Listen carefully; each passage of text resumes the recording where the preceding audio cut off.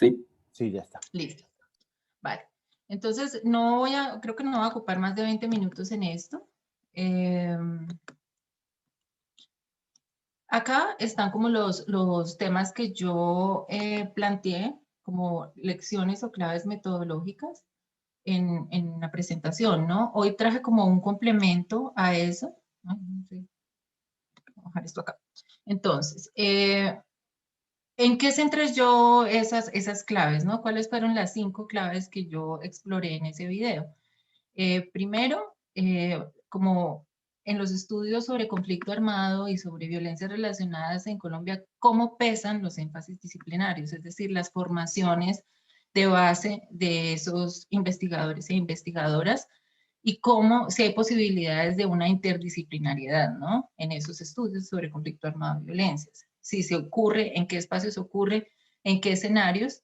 Decidí centrarme solo en eso porque también habría una derivación de ese primer punto y es cómo amarramos no solo los énfasis disciplinarios, sino también cuando los estudios son realizados desde las propias organizaciones o personas que vivieron el conflicto en distintos papeles o en distintas adscripciones, también esa manera de entender, de hacer una comprensión sobre el fenómeno, también cómo determina muchos de esos trabajos, ¿no? Y cómo se amarran con los énfasis disciplinarios de quienes han recibido una formación mucho más académica. Esa es otra derivación de esa cuestión. Sin embargo, ahí lo que planteaba era eso. Hay una interdisciplinariedad en que es vivida, es una interdisciplinariedad vivida, o por el contrario, hay una división temática de acuerdo a la formación de base. Entonces, desde la ciencia política hay estos caminos metodológicos para trabajar, desde la antropología se marcan estos. Si todavía estamos muy como por compartimentos o si hay una interacción mucho más evidente. Que ustedes vieron en el video, pues un poco cuál es mi posición al respecto y creo que eso se da más en unos escenarios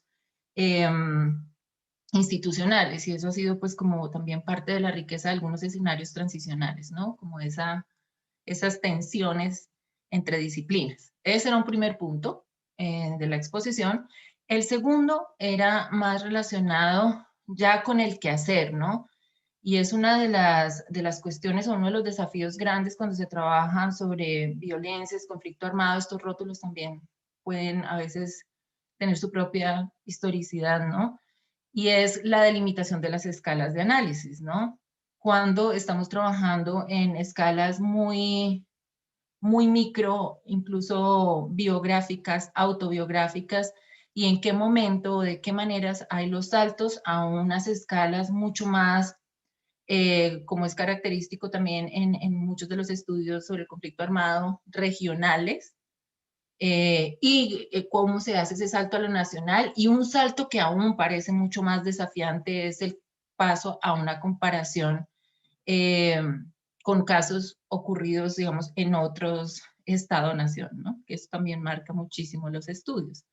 Entonces ahí tenemos unos dilemas y unos vicios en relación con la delimitación de escalas de análisis. Esa es otra cuestión que trabajé en el video.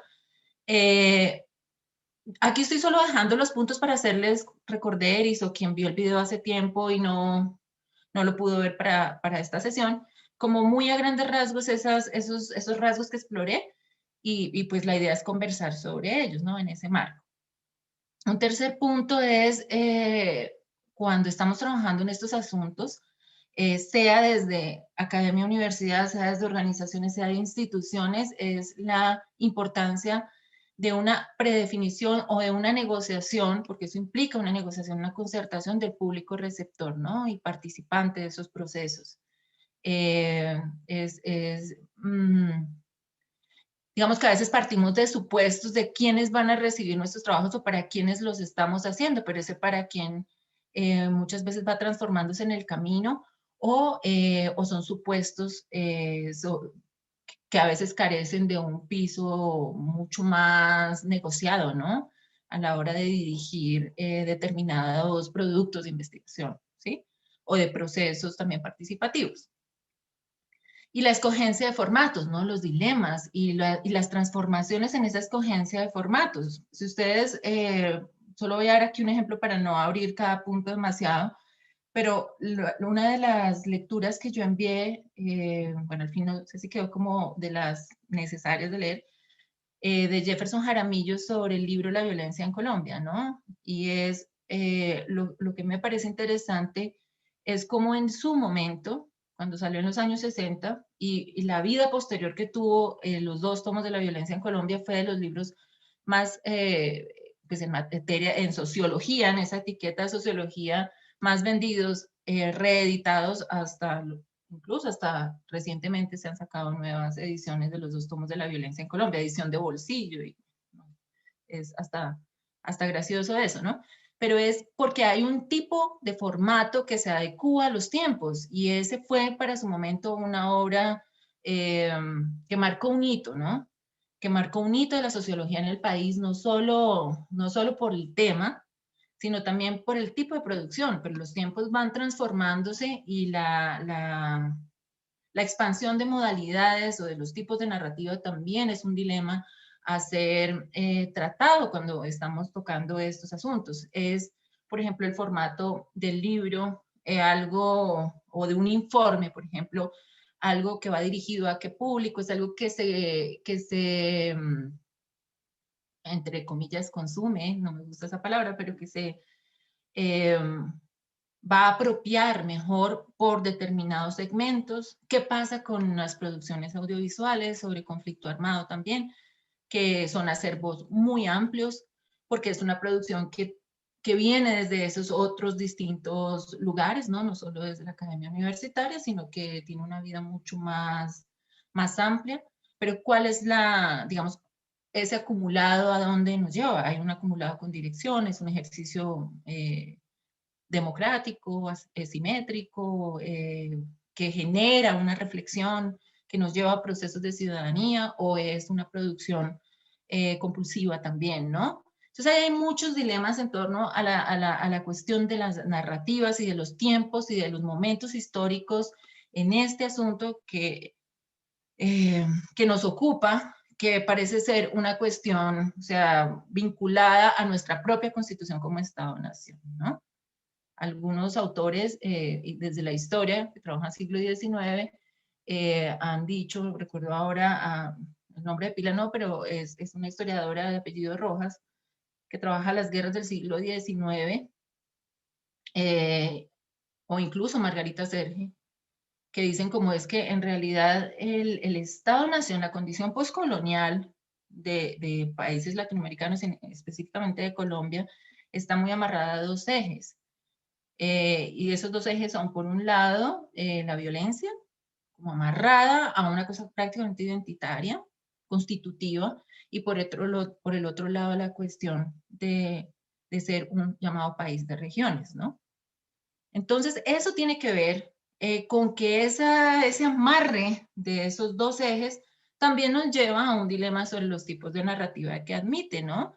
Y cómo se van transformando, reencauchando, y el tema permanece, los temas relacionados con violencias en plural, es como transversal a nuestra historia contemporánea, y en el quehacer, ese eje transversal va con los tiempos adaptándose a esas nuevas narrativas, ¿no? Entonces, desde la violencia en Colombia en los años fundador de muchos estudios en los años 60, hay un formato monográfico de sociología grueso que tiene que, digamos, marca unas tendencias muy importantes. Y por el otro lado, o en esa historia, tenemos unos formatos que se van, digamos, popularizando según los tiempos y también según el periodo de violencia que estemos tratando, ¿no? Lo que marcó, por ejemplo, los informes de casos emblemáticos. Eso también es como un capítulo metodológico y una forma o un tipo de producto, un tipo de narrativa que implica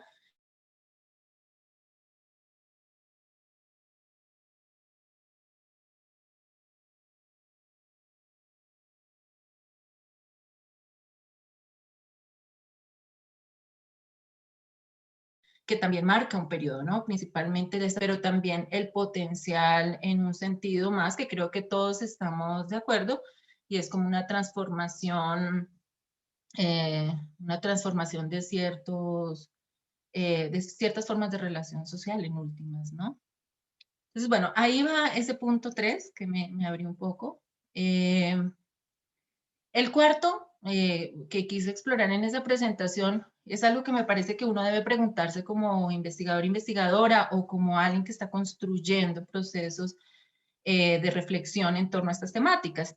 Y estamos centrándonos solo en hechos, porque hay una cuestión, una tradición también en el caso colombiano del esclarecimiento, ¿no? Como ustedes ven en Jaramillo también, en Jefferson Jaramillo, desde los años 50 hemos pasado más o menos por 15 comisiones, ¿no? De esclarecimiento, pongámoslo así, ¿no? De verdad, de esclarecimiento, unas regionales, otras de carácter nacional en los procesos de paz. Y eso si le damos una profundidad histórica, pues amnistías y procesos de paz y nuevas constituciones fue lo que hubo en el siglo XIX, ¿no? Entonces, ahí lo que tenemos que pensar es si descuidamos las relaciones como un objeto de comprensión de las dinámicas relacionadas con las violencias, y en este caso la etiqueta más contemporánea del conflicto armado, eh, y nos centramos solo en los hechos, pues falta algo, ¿no? Eh, y eso es lo mismo cuando tenemos que revisar la producción, ¿no? Para mí un termómetro importante es preguntarle a los trabajos si están explorando a nivel analítico en la constitución de las relaciones que están por detrás de los hechos o si solamente nos estamos centrando en recuentos de hechos, ¿no? Entonces, ese es como otro asunto que yo quería dejar ahí para su reflexión, para sus lecturas, para los momentos en que ustedes están enfrentando los procesos de investigación o los procesos institucionales, comunitarios, en el marco de estas temáticas, ¿no? El quinto aspecto que quise traer es la cuestión de lo diacrónico y lo sincrónico, ¿no? Es decir, eso tiene que ver mucho con una tendencia tal vez por el acumulado, por la diversidad, por la complejidad creciente o complejidad por momentos históricos de estos periodos que llamamos de violencia o de esa transversalidad de las dinámicas en las relaciones sociales y en la vida, digamos, amarrada a la vida económica y política. Eh, y es que nos apegamos mucho al análisis de coyunturas. Y esa es una cuestión que ahora es muy, por la cuestión de los medios, de las redes sociales y todo esto, ahí parece una lectura generalmente presentista de las dinámicas de violencia, ¿no? La necesidad de historizar se hace cada vez eh, a mi modo de ver, de mi visión, se hace cada vez más palmaria, ¿no? Como una necesidad de, pues revisemos esto históricamente, revisemos esta tendencia, revisemos el por qué, por ejemplo, nuestros índices para aproximarnos al fenómeno son masacres o asesinatos de líderes sociales hoy en día, ¿no? Es como lo que viene en el sentido, en el lugar común, ¿no? Ya empezaron otra vez las masacres, o llevamos tantas masacres, o hay tantos líderes sociales asesinados, no porque uno cuestione los hechos en su ocurrencia, sino porque terminan siendo índices, en un sentido más de la semiótica, de que hay cosas detrás que debemos explorar analíticamente y amarrar históricamente, ¿no?